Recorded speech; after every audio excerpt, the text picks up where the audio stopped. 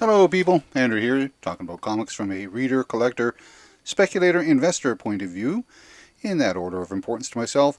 And today, once again, I've done another purchase. I went up to Big B up in Barrie, which is about just under an hour away from me. That's the closest comic book store. I go there about once a month, and I go there and I buy a lot of the supplies that I use, bags and boards. And when I buy all these books, I need lots of bags and boards. And when I'm there, I'm also picking up back issues and stuff from their $2 bin. And so these are some of those purchases that I made. I don't usually go this close to the last time I went out shopping, but today was a good day for driving, so away I went.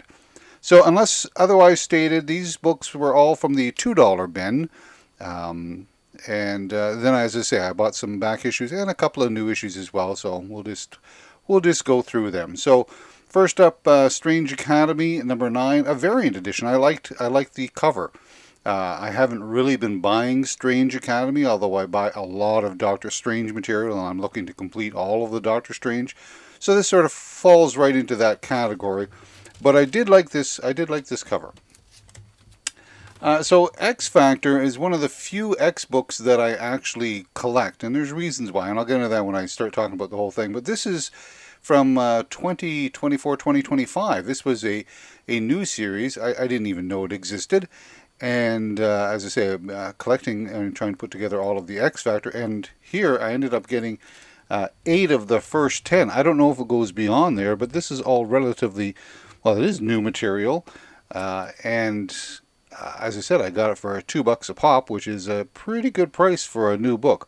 The new books that I did buy, which we'll get to, I only bought 3 of them, and it ended up costing me close to $25 for 3 new books. Like that's 12 of these $2 books. So I'm missing number 3 is missing, but that was number 4.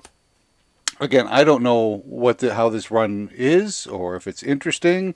It's just I really liked the Peter David material on X Factor, and believe it or not, I like the Louise Simonson stuff off of the very first X Factor, and then Peter David short run there.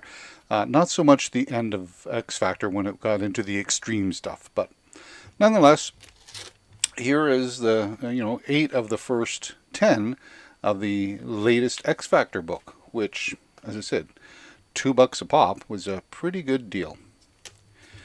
Still working on Wonder Woman from, it's one of those collections that trying to get back to the golden age. Good luck with that. But I still work on it nonetheless. I'll find silver and bronze and copper and relatively new material as well. So again, so you got an American price of here at $3.99. So Canada, it's like $5 a book, and I'm getting it for $2. I'm good with that.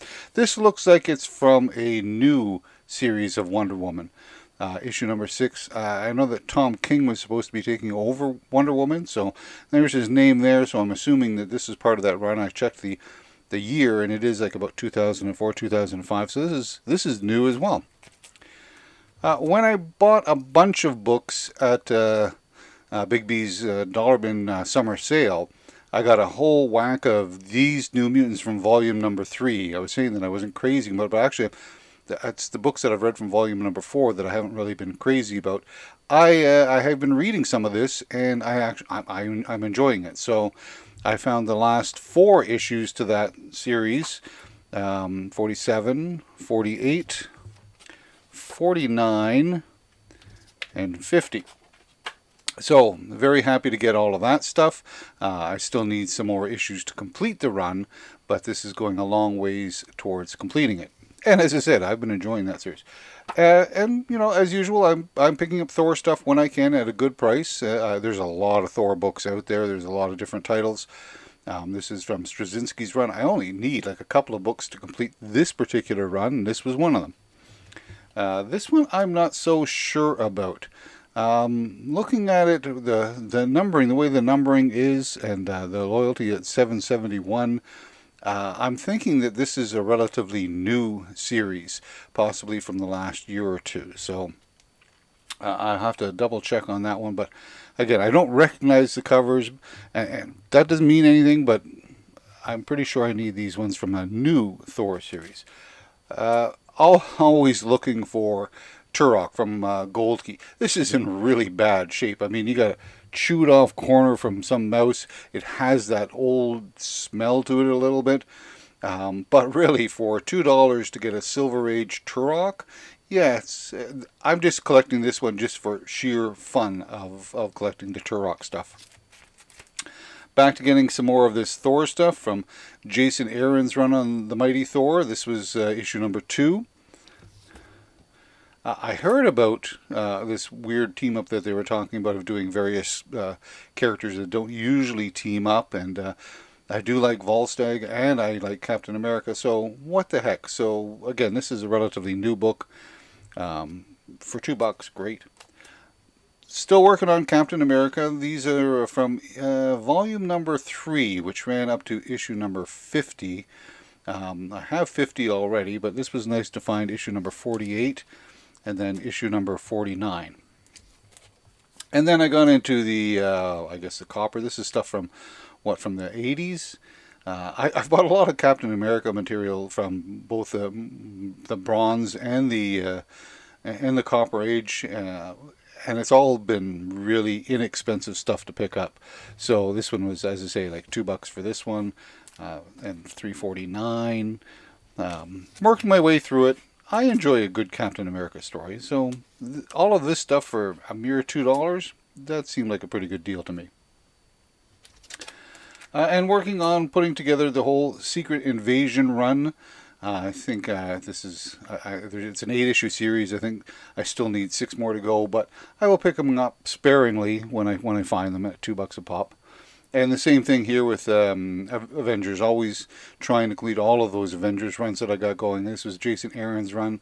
This one, there was more there, but I wanted this one because it was like a one that I was missing between issues 1 and 40, and I needed issue number 15, so here we go, issue number 15.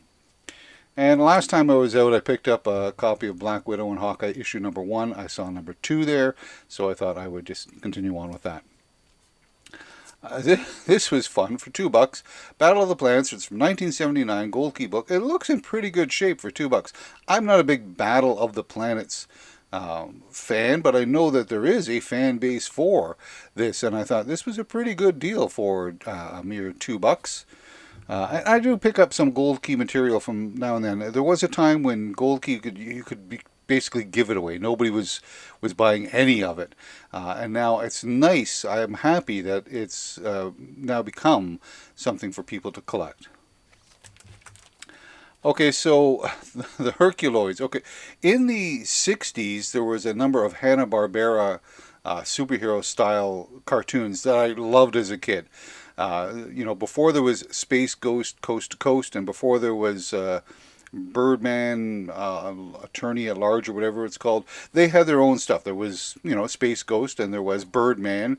There was also the Galaxy Trio, and there were the Herculoids. And of them all, Herculoids was the one that I liked the best.